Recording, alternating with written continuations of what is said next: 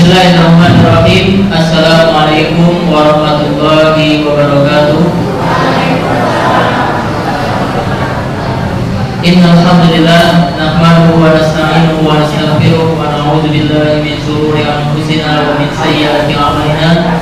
May yahdihillahu fala mudilla lahu wa may yudlil fala hadiya lahu. Asyhadu an la ilaha illallah wahdahu la syarika lahu wa asyhadu anna Muhammadan abduhu wa rasuluhu la nabiyya wa la rasula ba'da. Amma ba'du. Hadirin yang dimuliakan oleh Allah Subhanahu wa taala wa hadirat. Alhamdulillah, berkat nikmat Allah Subhanahu wa taala, Allah turunkan hujan kepada kita pada sore hari ini. Kemudian di sisi itu pula Allah Subhanahu wa taala hadirkan di tengah-tengah kita Dr. Ali Abu Safyan. Beliau adalah seorang aktivis kemanusiaan yang berasal langsung dari Palestina, dan alhamdulillah pada hari ini beliau menyempatkan untuk bertemu dengan kita semua yang ada di pondok pesantren Tahfidzul Quran Khadijah ini. Hadirin wal hadirat yang dimuliakan oleh Allah Subhanahu wa taala. Sebelumnya kami perkenalkan dulu beliau adalah Dr. Ali Abu Safyan. Beliau lahir pada tahun 1991, jadi umurnya baru sekitar 32 tahun. Gak jauh beda dengan kita di sini. Adapun beliau ini bergerak di aktivitas kemanusiaan yang bernama Al-Khair Foundation. Al-Khair Foundation ini adalah pergerakan kemanusiaan yang bergerak di bidang peduli Palestina.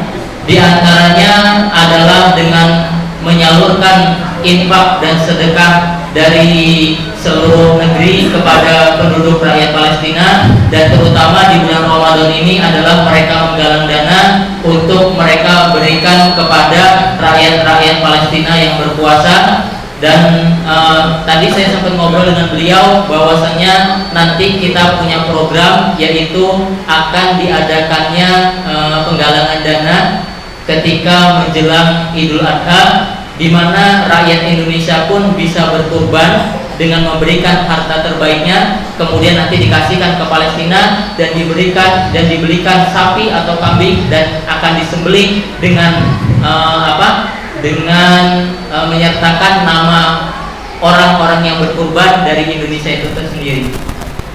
Hadirin wal hadirat yang dimuliakan oleh Allah Subhanahu wa taala, untuk mempersingkat waktu kami persilahkan kepada Dr. Ali Abu Safyan langsung untuk berbicara. Bismillahirrahmanirrahim. Alhamdulillahirabbil alamin, wassalatu wassalamu ala asyrafil anbiya'i wal mursalin Sayyidina Muhammad wa ala alihi wa sahbihi ajma'in. Bidayatan uhayyikum bi tahiyyatil Islam al-'azim. Assalamualaikum warahmatullahi wabarakatuh. Waalaikumsalam warahmatullahi wabarakatuh. Alhamdulillah an yassara Allah lana an nakuna bainakum fi hadha al-yawm. Fa ana sa'idun jiddan bi tawajudi في هذا المعهد العظيم معهد خديجة. نسأل الله عز وجل أن يكون لكم في ميزان حسناتكم يوم القيامة بإذن الله. Beliau mengatakan kepada kita semua, alhamdulillah saya sungguh senang hari ini bisa berada di pondok yang mulia ini, Pondok Khadijah, dan semoga Allah Subhanahu wa taala kelak akan menjadikan pertemuan kita ini sebagai kebaikan di hadapannya.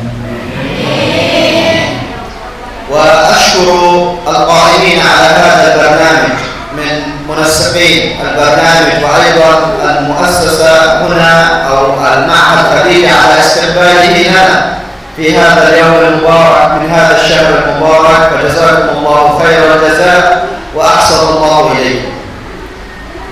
Sebagaimana kita berada di bulan yang mulia, di hari yang mulia pula, saya berterima kasih kepada muassasah, yaitu yayasan dari Pondok Pesantren Khadijah ini yang telah menerima kami dan menyambut kami sangat istimewa. Kami mengucapkan jazakumullahu khairan katsiran. ولأن هذا المركز وهذا المعهد يهتم بحفظة القرآن الكريم، فلا بد أن نتحدث ولو دقيقة أو دقيقتين عن فضل في شهر رمضان المبارك. كما تعلمون أن شهر رمضان هو شهر القرآن. Sebagaimana background pondok ini adalah pondok tahfidzul Quran, maka tidak ada salahnya dan tidak ada ruginya kita berbicara sedikit 1 atau 2 menit atau bahkan lebih sedikit tentang keutamaan Al-Quran dan tentang keutamaan membaca Al-Quran. وأن القرآن الكريم قد نزل في هذا الشهر المبارك في ليلة مباركة ليلة القدر، عندما أتى جبريل إلى الرسول صلى الله عليه وسلم وهو يتعبد في غار حراء، كان هذا شهر فضيل شهر رمضان المبارك. فنزول القرآن في هذا الشهر العظيم شهر القرآن، فنجتهد قدر المستطاع أن نقرأ يوميا ولو جزء واحد. Sebagaimana kita ketahui bahwasanya Al-Quran turun pada bulan yang mulia, yaitu bulan Ramadan, dan pada malam yang mulia, maka bagi kita seorang muslim hendaknya beriktikad, berazam untuk bisa membaca Al-Quran sehari walaupun hanya 1 juz. تعرفون الشافعي رحمة الله عليه، ونحن مذهب الشافعي حتى في إندونيسيا. الإمام الشافعي كان يختم القرآن في رمضان 60 مرة. تخيل 60 مرة في رمضان، يعني في اليوم مرتين.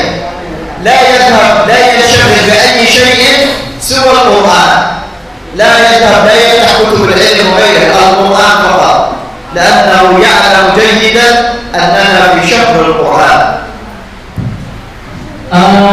Tentu kita semua kenal dengan yang namanya Imam Syafi'i, bahkan beliau dikenal sebagai ulama yang mayoritas madhabnya itu dianut oleh orang Indonesia.